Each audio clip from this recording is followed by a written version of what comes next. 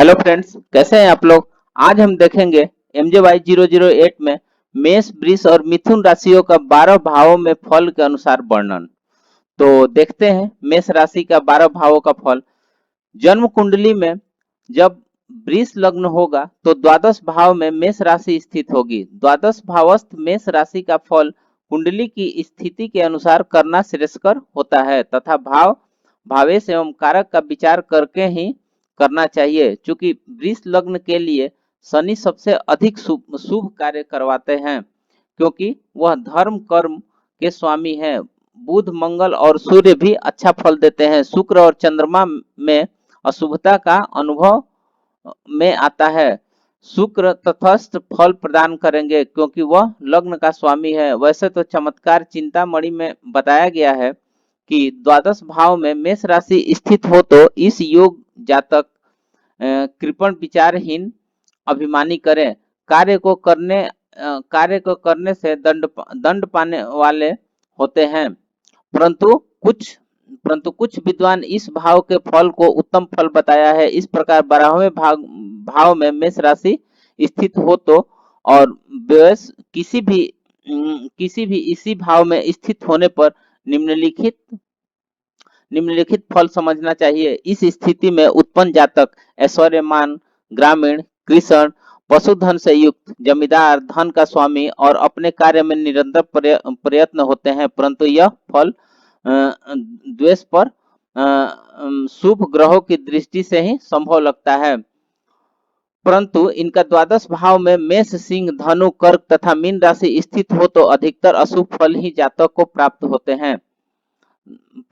हैं। Next number है तथा मिथुन, तुला, कुंभ द्वादश भाव में स्थित हो तो अशुभ फल कर्म प्राप्त होते हैं, अर्थात दोनों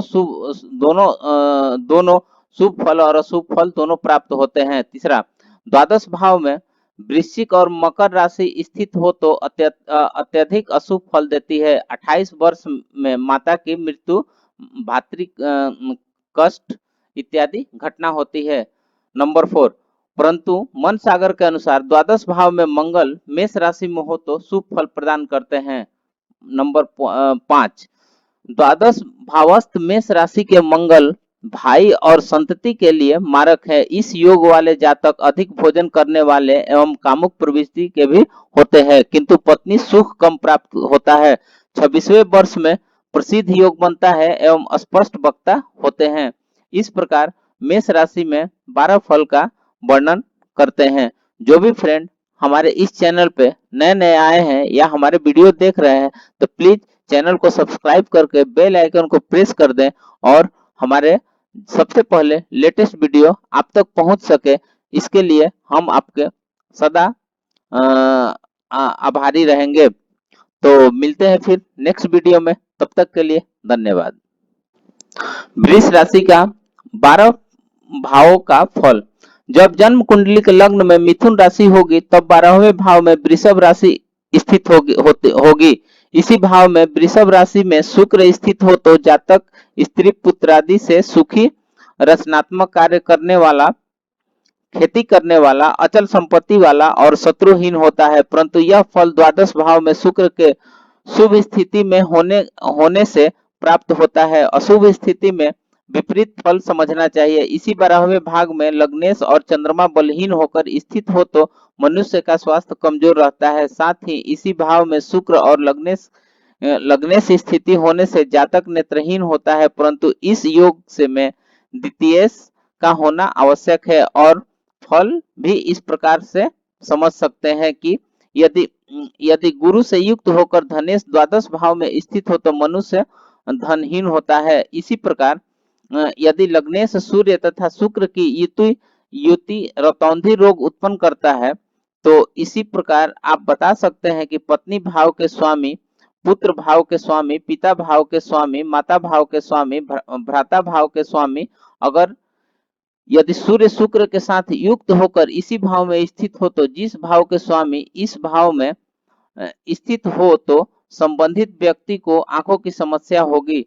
फल कहना ऐसा फल कहना चाहिए और फल इस प्रकार जानना चाहिए कि यदि तृतीय मंगल के साथ द्वादश भाव में स्थित हो तो इस योग वाले जातक को भाई का सुख नहीं मिलता है। सामान्य नियम इस प्रकार है। इस सिद्धांत को भी ध्यान में रखना चाहिए। जिस भाव का स्वामी त्रिक भाव में हो तो पाप युक्त या दुष्ट हो, नीचगत हो या शत्रु क्षेत्री हो तो क्रमशः उस भाव का फल कम हो जाता है। यदि तृतीयेश ग्रह और मंगल त्रिक भाव में होंगे तो एक साथ ही तृतीयेश और भातृकारक मंगल की हीन भावना स्थिति भाई के सुख से हीन करेगा। इस योग के फल स्वरूप भाई नहीं होते हैं। इसके विपरीत विपरीत परिस्थितियों में यदि तृतीयेश केंद्र का त्रिकोण में हो तो उन पर शुभ ग्रहों की युति दृष्टि हो तो भातृ सुख मिलता है। आइए नेक्स्ट देखते हैं मिथुन राशि का 12 भाव में फल।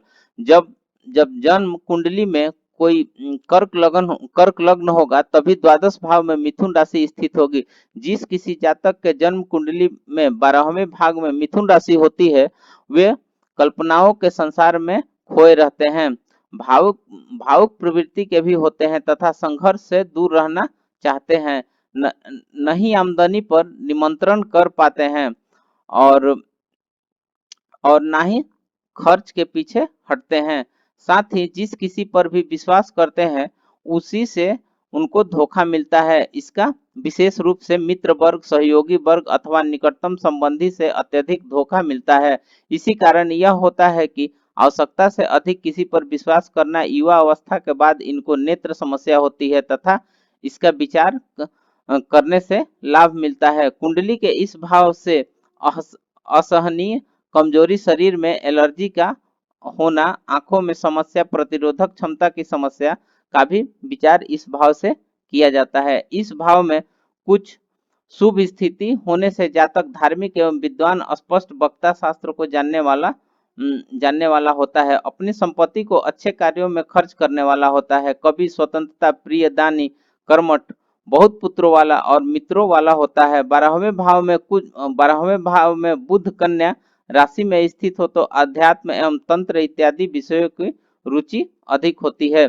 साथ ही 12वें भाव में कुछ स्थिति से गुरु की उदारता के कारण अच्छे साधक बन जाता है। इसी भाव में बुध के अशुभ स्थिति में होने से अपमानजनक स्थिति का सामना करना पड़ता है। साथ ही इस स्थिति में प्रसिद्ध प्राप्त करने के लिए सफलता कम मिलती है और अपशय अधिक प्राप्त होता है। रोगों पर धन व्यय होने लगता है। बुध इसी भाव में पाप युक्त हो तो चिंता के कारण रात्रि में निद्रा नहीं आती है तथा चंचल चित्त बना रहता है। इसी भाव में ग्रहों की स्थिति के अनुसार फल विचार करके शुभ अशुभ फलों का विवेचन करना चाहिए। तो इस प्रकार से इसका वर्णन हुआ है और फिर हम आपको नेक्स्ट वीडियो की तरफ ले चलते हैं ताकि आपको जो भी समस्या या जो भी कठिनाई हो रही है हमारे वीडियो को देख के इसको प्रॉपर कर ले। तो इस प्रकार मेष, वृष और मिथुन राशियों का 12 भाव में फल के अनुसार वर्णन किया गया है। तो फिर मिलते हैं नेक्स्ट वीडियो में, तब तक अपना ध्यान रखिए।